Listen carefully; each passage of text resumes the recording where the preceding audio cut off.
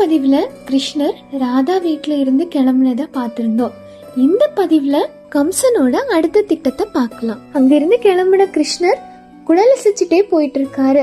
அந்த சமயத்துல ராதாவும் அவங்களோட தோழிகளும் கிருஷ்ணரை சூழ்ந்துடுறாங்க. உடனே கிருஷ்ணர், அது சரி, உன்னோட வீட்டுல எனக்கு பேச கூட அனுமதி கொடுக்கல, இப்போ எனக்கு வீட்டுக்கு போறதுக்கு கூட அனுமதி இல்லையா?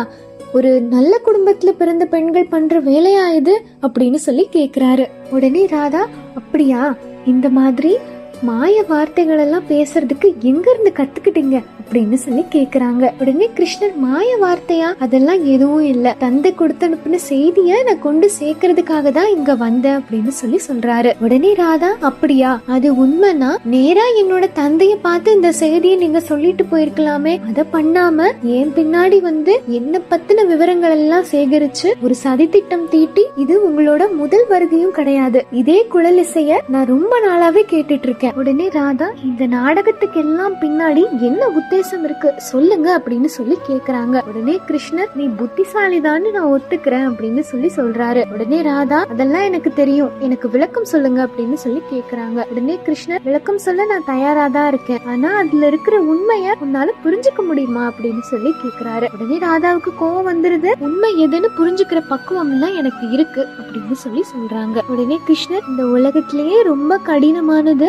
உண்மைய புரிஞ்சுக்கிறது தான் அப்படின்னு சொல்லி சொல்றாரு. உடனே ராதா, கடினமானதா இல்லையா அப்படிங்கறதுலாம் என்னோட முடிவு, இப்போ உண்மைய சொல்ல போறீங்களா இல்லையா அப்படின்னு சொல்லி மிரட்டி கேக்குறாங்க. இங்க அதே சமயத்துல கம்சன் கிருஷ்ணரை அழிக்கிறதுக்காக ஒரு பெரும் படையை திரட்டி கிளம்பிட்டு இருக்கிறாரு. அதே சமயத்துல அவருக்கு தேவகி சொன்னதெல்லாம் நினைவுக்கு வருது. அதாவது, என்னோட புதல்வன் தான் உன்னோட காலன் அப்படின்னு சொன்னாங்க இல்லையா, அந்த வார்த்தை. உடனே அவர் மனசுல, அசரீரி வாக்க நான் பொய்யாக்கி காட்டுவேன், நான் தான் அவனோட காலன் அப்படின்னு சொல்லி அங்க இருந்து கிளம்புறாரு. அவர் கிளம்புற சமயத்துல திடீர்னு அரண்மனையில இருக்கிற ஒரு பெரிய சிலை நேரா அவர் முன்னாடி வந்து விழுது. உடனே அங்க இருக்கிற எல்லாரும் பதறிடுறாங்க. உடனே அசரீரி சொன்ன வாக்கு மறுபடியும் நினைவுக்கு வருது கம்சனுக்கு. கிருஷ்ணரை அழிக்கிறதுக்கு இந்த பெரும் படை எதுக்கு? மாய அசுரர்களே அதுக்கு போதும். நான் அங்க போனா ஏதாவது சங்கடம் விளைய வாய்ப்பு இருக்கு, அதனால நான் அங்க போகாமலேயே அவனை நான் அழிப்பேன் அப்படின்னு சொல்லி மனசுல நினைச்சுக்கிறாரு. அதே சமயத்துல இங்க ராதா விடாம கிருஷ்ணரை மிரட்டிட்டு இருக்கிறாங்க. உங்களோட வருகையோட காரணத்தை தெளிவா எங்க கிட்ட சொல்லுங்க அப்படின்னு சொல்லி. உடனே கிருஷ்ணர், அத தெரிஞ்சுக்கிறதுக்கு நீ தயாரா இருக்கனா? கண்டிப்பா நான் அதை சொல்லுவேன். நான் வர்சானால இருக்கிற ஒரு பெண்ணை மனதார காதலிக்கிறேன் அப்படின்னு சொல்லி சொல்றாரு. உடனே ராதா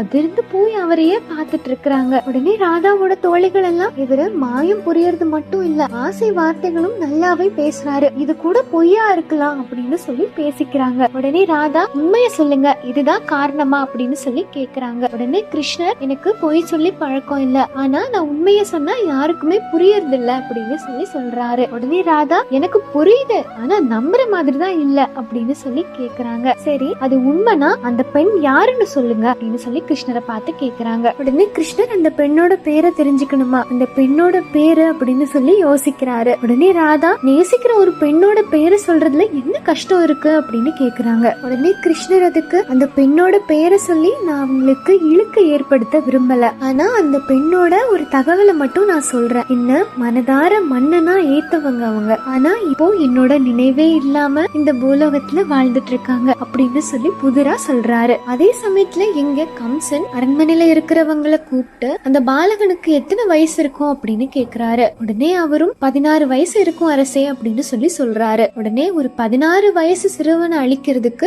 நானே போனா உலகம் அவனுக்கு புகழ் பாடாதா? நான் அங்க போறது இல்ல அப்படின்னு சொல்லி சொல்றாரு. உடனே அரண்மனையில இருக்கிறவரு, அப்போ இதுக்கு என்னதான் தீர்வு அரசே அப்படின்னு சொல்லி கேக்குறாங்க. உடனே கம்சன் கை அசைக்கிறாரு. பூமிக்குள்ள இருந்து ஒரு பெரிய பெட்டி வெளியே வருது. அந்த பெட்டி கிட்ட போய் நின்னு கம்சன், கிருஷ்ணர் அழியணும், நீ கோகுலத்தையே இரையாக்கணும் அப்படின்னு சொல்லி சொல்றாரு. அப்படியே இங்க வந்தோன்னா ராதா கிருஷ்ணர் கிட்ட கேக்குறாங்க, அப்படியே அவ உங்களோட காதலையே மறந்திருந்தா நீங்க இங்க வந்து என்ன பலன் அப்படின்னு கேக்குறாங்க. உடனே கிருஷ்ணர், அதுலதான் சிக்கலே இருக்கு, இந்த உலகமே அன்பினும் காதல்ல தான் பலன் தேடி அலையிறாங்க, சொல்றாங்க. ஆனா நான் அகிலம் எங்கும் அன்பை தேடி அலையிறேன் அப்படின்னு சொல்லி சொல்றாரு. உடனே ராதா என்ன சொல்றீங்க, ஒண்ணும் புரியலையே அப்படின்னு கேக்குறாங்க. உடனே கிருஷ்ணர், என்னோட மன்னவள் என்ன மறந்திருந்தாலும் நான் அவளை மறக்கல. அவ என்ன மறந்தது கூட எங்களோட காதலுக்கான ஒரு சோதனை தான். இது கூட என் மனதுக்கு சுகமளிக்கிற ஒரு வேதனை தான் அப்படின்னு சொல்லி பதில் சொல்றாரு. எதுவும் புரியாம ராதா அவரையே பார்த்துட்டு இருக்காங்க. உடனே கிருஷ்ணர், எனக்கு நிச்சயமா தெரியும் இந்த பரீட்சையில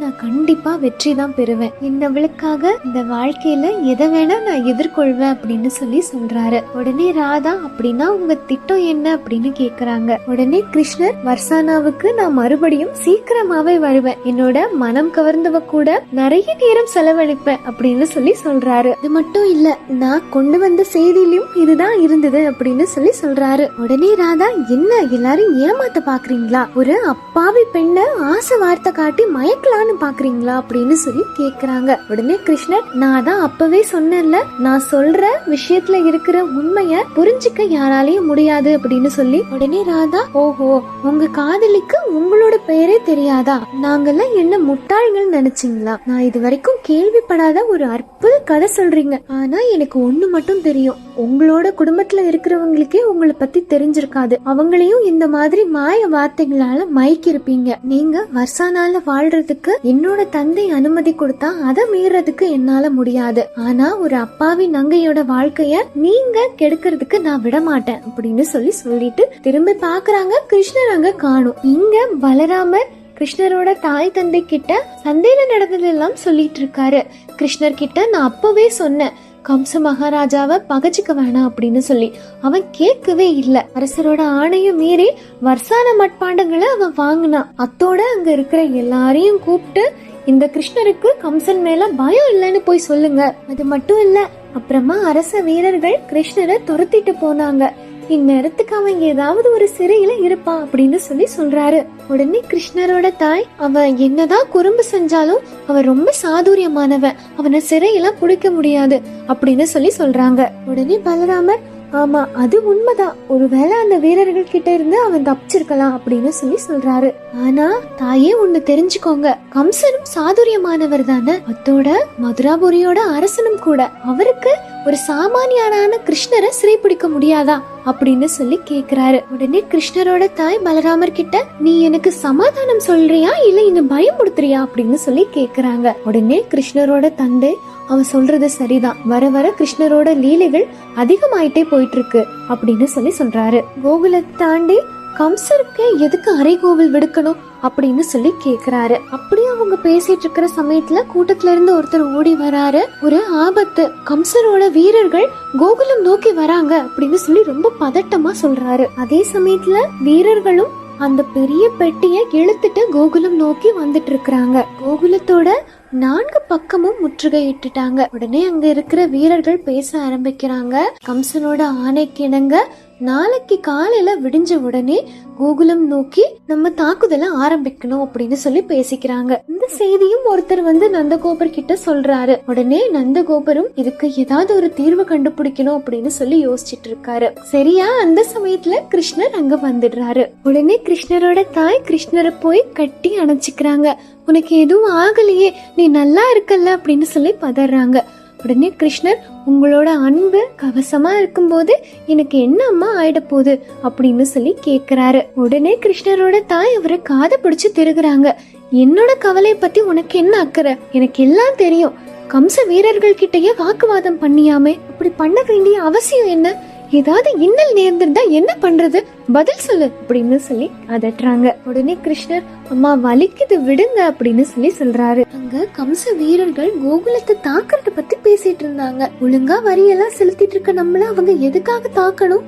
அதனாலதான் அதோட காரணத்தை தெரிஞ்சுக்க நான் முயற்சி பண்ணேன். கம்ச மகாராஜா கிட்ட யாரோ அவருக்கு காலனா இருக்கிற அந்த பாலகன் கோகுலத்துல இருக்கிறதா சொல்லியிருக்காங்க. அப்பதான் எனக்கு தோணுச்சு, யாரோ கம்ச மகாராஜா கிட்ட போய் சொல்லியிருக்காங்கன்னு. அப்படி அது உண்மையா இருந்தா கம்சனையே அழிக்கிற அளவுக்கு அந்த பாலகன் யாரா இருக்கும்? உடனே கிருஷ்ணர், நம்ம ஒரு பெரிய சிக்கல்ல மாட்டிட்டு இருக்கோம், ஆனா அதுக்கும் ஒரு உபாயம் இருக்கு அப்படின்னு சிரிக்கிறாரு. அத்தோட இந்த பதிவு முடிவடையுது. அடுத்த பதிவுல கோகுல வாசிகளை கம்சன் கிட்ட இருந்து கிருஷ்ணர் எப்படி காப்பாத்தினாருங்கிற கதையை பார்க்கலாம்.